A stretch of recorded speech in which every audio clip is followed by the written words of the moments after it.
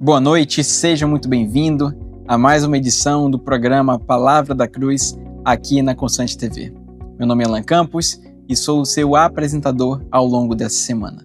E antes de mais nada, eu gostaria que você, se ainda não se inscreveu, inscreva-se no canal da Constante TV, curta e compartilhe essa web TV, que é uma TV missionária com o objetivo de comunicar para a glória de Deus.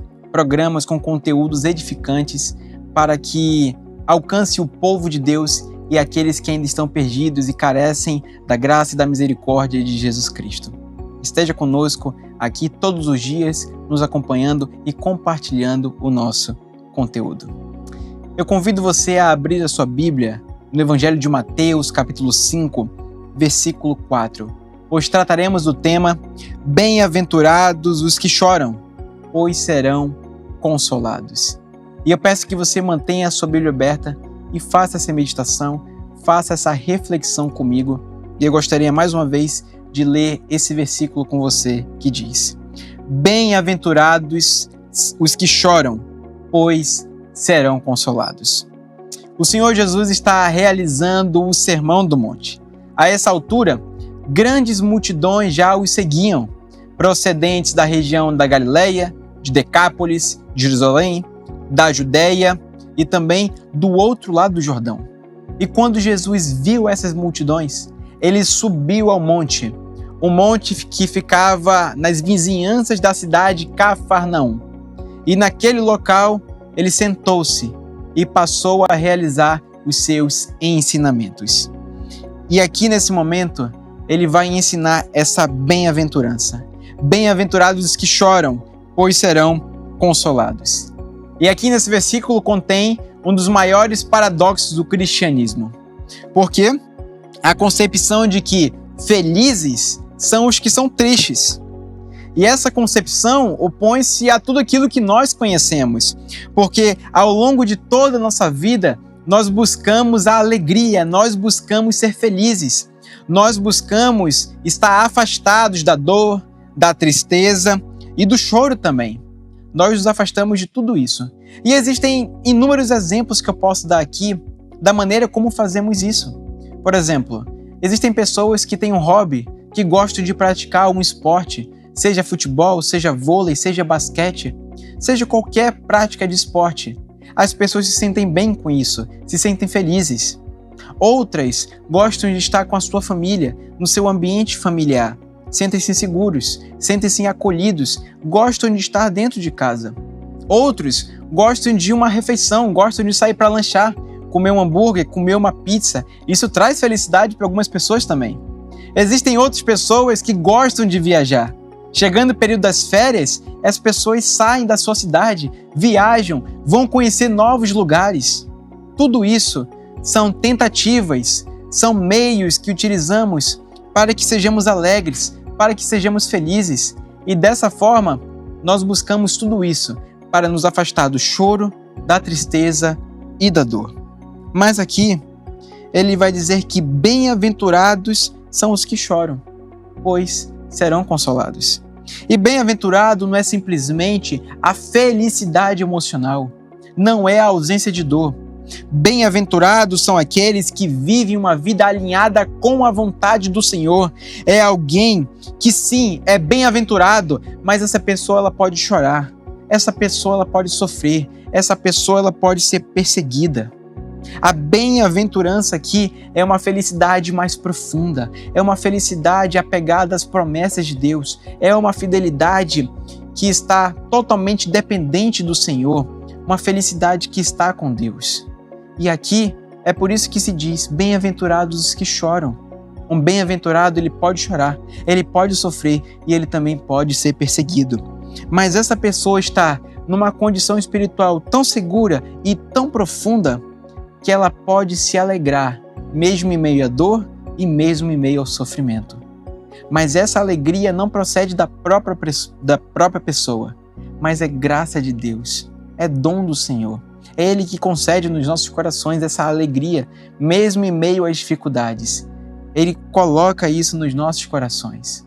Bem-aventurado os que choram. A ideia principal é o seguinte: Bem-aventurado o homem que está desesperadamente entristecido por seu próprio pecado e indignidade.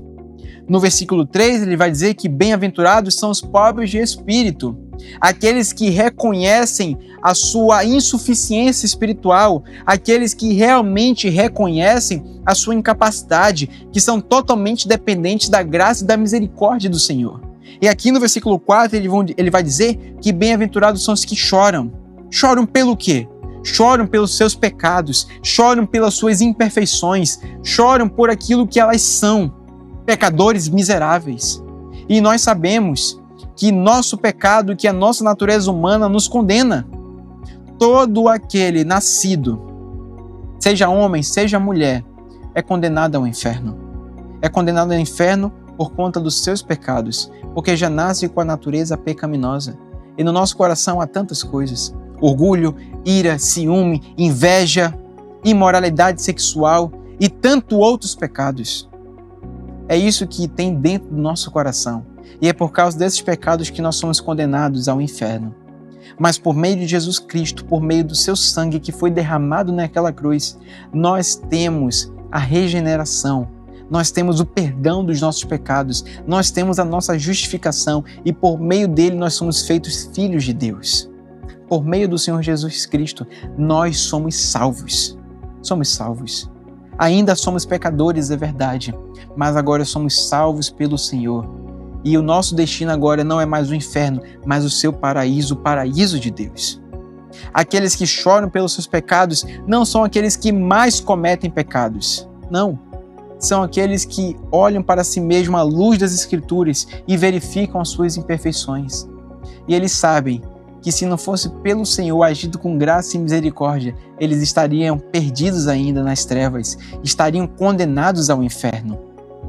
Mas verificando essas imperfeições, nós vemos a grandeza do Senhor, aquele que é santo, aquele que é todo-poderoso, aquele que é onipotente, aquele que é onipresente, aquele que tanto nos amou e entregou o seu único filho para morrer na cruz, por amor a cada um de nós. Não importa os seus pecados, não importa as suas imperfeições, saiba que o sangue de Jesus tem poder para te salvar. Há poder no sangue de Jesus e ele pode salvar, mesmo no mais denso pecado. Ele pode salvar. Basta que você creia nele como seu único e suficiente Salvador, que você entregue-se de coração para ele, de coração completamente. E dessa forma você possa ser conduzido por ele, você possa ser cuidado por Jesus, você possa ter a sua vida administrada pelo Senhor. Bem-aventurados os que choram. Essas pessoas que choram é muito interessante, porque a palavra usada por Jesus para chorar tem o sentido de afligir-se com uma profunda tristeza que toma conta do seu ser, de forma que você não pode esconder. Existem muitas pessoas que conseguem disfarçar o semblante. Exteriormente, as pessoas parecem estar bem, estarem felizes, mas dentro do seu coração uma tristeza que não se consegue calcular. Você pode estar dessa maneira essa noite. Então, é algo assim incompreensível, é de uma forma que não se pode esconder. E perceba o seguinte, que nem todos os que choram são felizes, e nem todos os que choram serão consolados. Lembre-se, o choro é pelo seu pecado, o choro é pela sua aflição. Existem pessoas que choram pela perda de coisas exteriores. Elas perdem aquilo que tem de valor, elas perdem aquilo que mais importa, seus bens materiais, muitas vezes, um emprego. Elas choram por causa disso, por coisas exteriores, por coisas que não têm significado eterno, coisas que são passageiras, coisas que são desse mundo. As pessoas choram por isso, é verdade. Existem também aquele choro que é por causa de remorso e de desespero. Às vezes, as pessoas tentam resolver seus problemas, tribulações, aflições, responsabilidades com a sua própria força e muitas vezes não conseguem. Tentam de todos os recursos, tentam de todas as maneiras, mas não conseguem. E ao chegar ao ponto de ver que não há mais solução, que não há mais como fazer nada para que aquilo se resolva, choram de remorso e choram de desespero. Essas pessoas choram por isso também. Existem aqueles que choram por medo das consequências do pecado. Eu digo que existem duas formas de arrependimento. Existe o arrependimento genuíno, onde você realmente verifica o pecado do seu coração. Você se arrepende diante do Senhor por meio da oração. E existe aquele arrependimento que é só por medo das consequências. Não teria se arrependido se nada tivesse acontecido. Aqui, existem pessoas que choram também por medo das consequências do seu pecado. Você conhece seu coração, você conhece suas imperfeições, você conhece aquilo que você pratica. Examine-se a si mesmo, verifique isso. Existem pessoas que choram por causa disso. Mas o Senhor está nos dizendo aqui que bem-aventurados, aqueles verdadeiramente felizes, são aqueles que choram por causa do seu pecado e das suas próprias imperfeições. Esse é um choro espontâneo, espiritual, pelo seu próprio pecado e pelo pecado das outras pessoas. Porque essas pessoas, elas estão num estado de meditação tão profunda com o Senhor que, ao verem outras pessoas cometendo pecado, elas também choram por causa disso. Choram e clamam ao Senhor para que Jesus Cristo abra os olhos daquela pessoa, abra o coração daquela pessoa. Eu tive uma experiência recentemente de uma pessoa muito próxima a mim, que eu tenho bastante consideração, um exemplo em algumas áreas, mas que não conhece o Senhor Jesus Cristo. Em um belo dia, verificando as suas ideologias, aquilo que ela defende, eu comecei a chorar. Sem explicação. E sem controle também. Foi um momento espontâneo. Foi um choro espontâneo. Porque eu vi a pessoa presa no seu próprio pecado, sem Cristo no seu coração. Esse é um choro que nós temos pelas pessoas. Nós estamos num estado tão profundo com o Senhor muitas vezes, que nós choramos pelas outras pessoas, aquelas que carecem da graça e da misericórdia do Senhor Jesus Cristo. O choro pelo pecado é o caminho da verdadeira alegria. O choro pelo pecado previne o choro do inferno. Essas pessoas que não se arrependem, essas pessoas que não confessam Jesus Cristo, têm a certeza de que o destino delas é o inferno. O inferno existe, o inferno é real. A palavra do Senhor nos diz isso. As pessoas que não se arrependerem, pode ter certeza, serão condenadas ao fogo eterno e sofrerão por toda a eternidade. Por toda a eternidade. É melhor derramar lágrimas de arrependimento hoje do que lágrimas de desespero no inferno. Nós devemos derramar lágrimas pelo nosso pecado. Nós devemos refletir a nós mesmos, verificar o que tem no nosso coração, o que tem na nossa mente.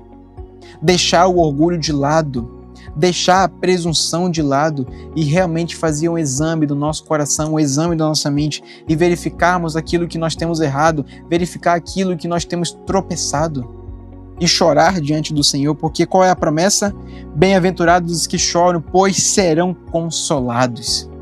Aqueles que choram pelos seus pecados, aqueles que choram pelas suas imperfeições, o Senhor Jesus Cristo os consola dia após dia. Dia após dia. Porque na mesma direção em que você se lembra do seu pecado, você se lembra também que Cristo Jesus pagou o preço por aquele pecado. Você se lembra de que agora você é salvo, de que você agora é um filho de Deus. Não porque você merece, não porque foi pelo seu próprio esforço, mas porque Jesus Cristo, o Filho de Deus, derramou o seu sangue na cruz do Calvário e pagou o preço pelos nossos pecados. Esse é um choro que produz alegria.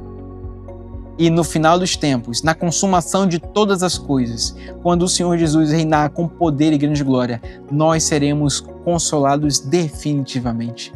Não haverá mais pecado. Nós seremos completamente consolados. E dessa forma viveremos com o nosso Deus, viveremos eternamente com Ele, seremos abençoados ricamente por Ele. Então verifique no seu coração, reflita, quais são seus pecados, quais são as suas imperfeições e ore por isso. Examine-se a si mesmo, verifique, chore pelo seu pecado e tenha certeza de que você será completamente consolado.